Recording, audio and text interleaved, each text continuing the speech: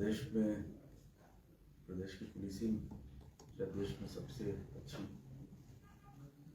जिसको आप result outcome से देख सकते हैं, सबसे पीसफुल और सबसे बाकी भी पैरामीटर्स में और नेशनल लेवल पे भी जहाँ जहाँ असेसमेंट की जाती है स्टेट्स की परफॉर्मेंस, वहाँ ज़्यादातर नंबर 1, नंबर 2 या नंबर 3 पे हिमाचल हर एक अलग अलग क्राइम के क्षेत्र में माना जाता है। उसी ट्रेडिशन को आगे बढ़ाना और जो नए इमर्जिंग क्राइम्स हैं उस पर ज़्यादा फोकस किया। सर, पहले शांतिपूर्ण प्रदेश माना जाता है हिमाचल, लेकिन हाल ही के दिनों में जिस तरीके की घटनाएं हुई है लड़कियों पर खासकर बरात से हमला हो रहा है या इस तरीके की घटनाएं हो रही हैं, उससे निपटना कितनी बड़ी चुनौती है law and order? Law and order तो अभी भी बहुत अच्छा है। मुझे नहीं लगता है कि रिसेंट टाइम्स में भी कोई चेंज हुआ है। हमेशा से अच्छा रहा, अभी भी अच्छा रहा है। कोई ऑर्गेनाइज क्राइम नहीं है। स्ट्रे इंटरपर्सनल इंसिडेंट जो हुआ है वो उम्मीद करते हैं कि मैं रिव्यू करूँ और उसमें अच्छा से अच्छा इन्वेस्टिगेशन हो ताकि सजा हो। और सर नशा जो है सबसे बड़ी चुनौती बनकर उभरा है प्रदेश में। युवा जो है नशे की तरफ जा रहा है, इसके लिए क्या योजना है? क्या जागरूकता अभियान चलाए जाएंगे प्रदेश में ताकि नशे के ऊपर रोकथाम लगाई जा सके?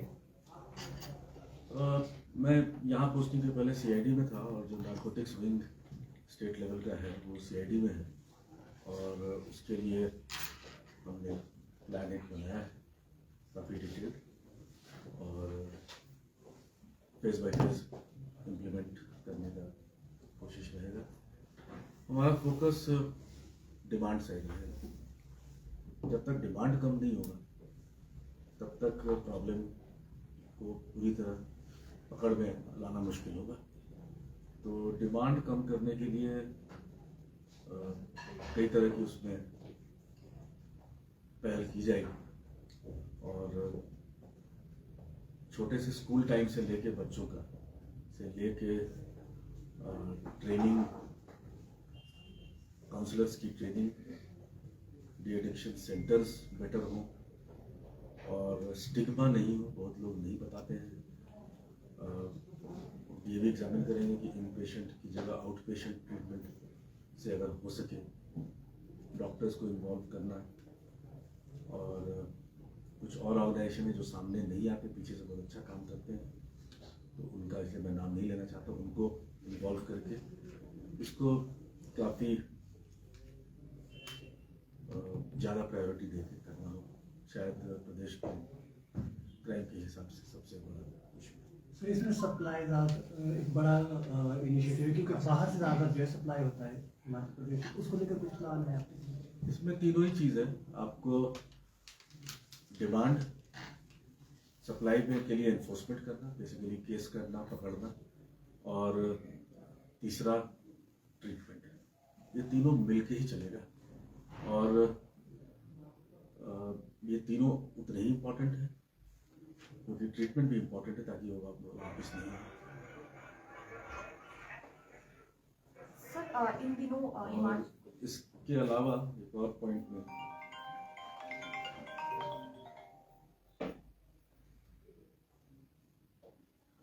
साइलेंट मैं भी कर रहा और ये तीनों मिलके ही स्ट्रैटेजी होगी, ट्रीटमेंट एंड रिहैबिलिटेशन। और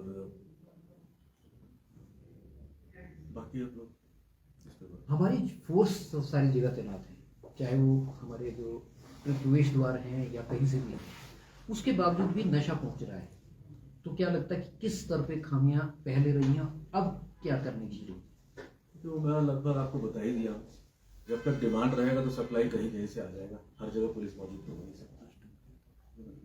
मुझे एक्चुअली तो नहीं मालूम है लेकिन 1000 किलोमीटर से काफ़ी ज़्यादा ही बॉर्डर होगा और ये इंटरनेशनल बॉर्डर तो है कि हर जगह BSF या ITBP होगी। लोगों का आना जाना, खेत है, खेत का एक पार्ट इधर है, एक पार्ट उधर है, तो ये तीनों चीज़ मिलकर हमको करना। और सर लोकसभा का चुनाव चल रहा है, किस तरह की व्यवस्था रहेगी? राष्ट्रपति का दौरा भी है, तो क्या सुरक्षा व्यवस्था के इंतजाम किए गए हैं? महामहिम राष्ट्रपति मैडम का पहले भी प्रोग्राम हुआ है और उसी लाइन्स पे पूरी व्यवस्था हो गई है और पहले की तरह इस बार सुचारू रूप से हमारे एसपी और अन्य ऑफिसर्स जो लगे हुए हैं। सर माल रोड और रिज में अंतर्विकेट घूमने का कार्यक्रम है, क्या हम लोगों के लिए बंद रखा जाएगा अपनी जितनी वो घूमेंगे, या फिर उनके लिए खुला रखा जाएगा? क्योंकि अक्सर देखा जाता है कि अव्यवस्था हो जाती है, लोग बड़ा परेशान होते हैं क्योंकि पूरे बंद कर दिया जाता है। ये डिसीजन सिक्योरिटी असेसमेंट और इसमें कई एजेंसीज इन्वॉल्व हैं, सेंट्रल की भी स्टेट की भी, उसके बाद ही है।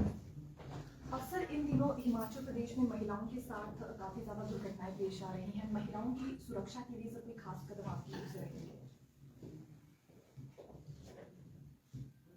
मैं तो हिमाचल को सबसे सुरक्षित स्टेट ही मानता हूँ, और महिलाओं के लिए भी जो भी स्ट्रे इंसिडेंट्स हुए हैं उसको स्ट्रांगली इन्वेस्टिगेट किया जाएगा और सजा दिलाने का पूरा प्रयास किया जाएगा।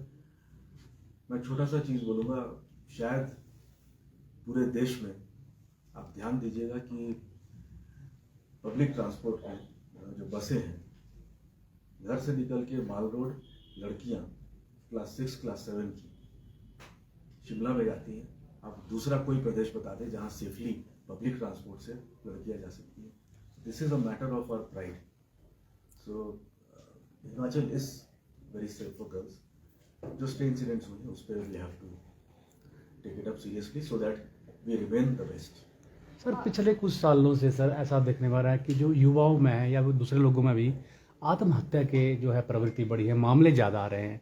इसके कारणों की जांच की जाएगी और जागरूक किया जाएगा अभिभावकों को भी, और कम्युनिटी पुलिस के जरिए इस तरह का कोई प्लान होगा सर? सुसाइड के केस बढ़े हैं सर युवाओं में, खासकर पिछले कुछ सालों से बहुत सारे बढ़े हैं। तो क्या कम्युनिटी पुलिस या फिर लोगों को जागरूक किया जाएगा इसके बारे में, और अभिभावकों को जोड़ा जाएगा इसके साथ, ताकि जो आत्महत्याओं के मामले हैं सर वो मैं इसको एग्जामिन करना चाहूँगा। एक तो पहला चीज़ डेटा, दूसरा चीज़ कि क्या ये ड्रग्स है किसी और चीज़ से रिलेटेड है कि नहीं। मेंटल हेल्थ इम्पॉर्टेंट इशू है। मैं खुद एज ए डॉक्टर काम किया हुआ हूँ और उसको शायद इंडिया में इतना सीरियसली नहीं लिया जाता है, स्टिग्मा भी है, बट ये इशू ज़्यादा हेल्थ केयर से रिलेटेड है। सर अभी आपने नए तरह के उभरते अपराधों के बारे में कहा कि उस पर आप ज़्यादा फोकस करेंगे, तो बीते दिनों में हमने देखा है कि हिमाचल प्रदेश में जो ऑनलाइन फ्रॉड्स है और ऑनलाइन जिस तरह की चीज़ें हो रही है उस पर कुछ फोकस आपका विशेष तौर पर रहेगा। ड्रग्स के बाद मुझे लगता है कि साइबर क्राइम पे हमें, क्योंकि फॉर्चुनेटली हमारे यहाँ ऑर्गेनाइज्ड गैंग और ऑर्गेनाइज्ड क्राइम नहीं है या नहीं के बराबर है, तो साइबर क्राइम में रहेगा। ज़्यादातर ये क्राइम जो है विक्टिम हमारे यहाँ है, क्राइम करने वाले बाहर से हैं, संख्या बहुत ज़्यादा है। एग्जैक्ट तो नहीं आपको बता पाऊँगा, अप्रॉक्सीमेटली 60,000 कंप्लेंट आ रहा है साल में। इसमें से कोई 20-22 हज़ार को हम जो नंबर जो है सेंट्रल गवर्नमेंट वाला उसके माध्यम से हम उसको यूज़ कर रहे हैं क्या, तो और बाकी फिर हम कुछ केस रजिस्टर कर रहे हैं, तो उसमें ध्यान देना जरूरी है। और संख्या बहुत ज़्यादा है, लोगों का काफ़ी लॉस हो रहा है। सर जैसे हिमाचल की ट्रैफिक की सबसे बड़ी समस्या है, जैसे शिमला आ रहे हैं पर्यटक हुआ है, आप भी बोल चुकी हैं, बाकी जी दिशा पूछ बिल्कुल बोल ही चुकी है। चलो सर, ट्रैफिक का इशू तो बहुत बड़ा ही है, ट्रैफिक क्या ट्रैफिक का देखिए कॉम्प्लेक्स इशू है, ठीक है ना। एक तो है रोड का साइज, ठीक है, कई जगह बढ़ाए नहीं जा सकते हैं। शिमला में आप कैसे बढ़ाएंगे, बिल्डिंग तोड़ के बढ़ाएंगे, कैसे बढ़ाएंगे। और डिसीजंस जो है रोड इंजीनियरिंग, हम पुलिसिंग इशू नहीं है, PWD या वो देखते हैं। और गाड़ियों की संख्या बढ़ रही है, बढ़ेगी, क्योंकि प्रॉस्पेरिटी बढ़ेगी तो गाड़ियाँ भी बढ़ेंगी। जहाँ तक पुलिसिंग का सवाल है, हमारे जो भी रिसोर्सेज हैं मैन पावर, और हर चीज़ मैन पावर से नहीं हो सकता है ये, क्योंकि अगर यहाँ पे अगर 4 लेन की ज़रूरत है और जगह भी नहीं है, तो 2 लेन में आप मैन पावर बढ़ा के भी बहुत कुछ नहीं कर सकते। पार्किंग के इशू है, वो भी अर्बन डेवलपमेंट या म्यूनसिपल कॉर्पोरेशन भी लोग बनाते हैं। तो पुलिसिंग सिर्फ एक पार्ट है, और हम प्रयास जितना है लिमिटेड वे में इसमें जरूर करते हैं।